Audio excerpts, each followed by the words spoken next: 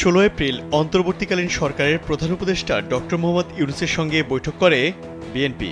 সেখানে তারা ডিসেম্বরের মধ্যে ত্রয়োদশ সংসদ নির্বাচন আয়োজন করতে দাবি জানান, কিন্তু সরকার নির্বাচনের সুনির্দিষ্ট তারিখ না জানিয়ে ডিসেম্বর থেকে জুনের মধ্যে নির্বাচন হবে বলে বিএনপিকে জানায়। সরকারের এই অবস্থান নিয়ে পাল্টা নিজেদের অসন্তুষ্টির কথা জানায় বিএনপি।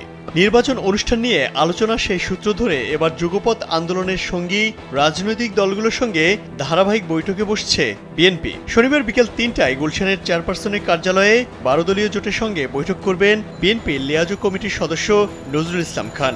শুক্রবার সন্ধ্যায় বিএনপির মিডিয়া সেলের সদস্য শায়রুল কবির খান জানান, লিয়াজু কমিটির প্রধান নজরুল ইসলাম খান বৈঠক করবেন 12 দলীয় জোট ও এলডিপির সঙ্গে। বিকেল ৩টায় 12 দলীয় জোট ও সন্ধ্যা 7টায় এলডিপির সঙ্গে আলোচনা করবেন তিনি।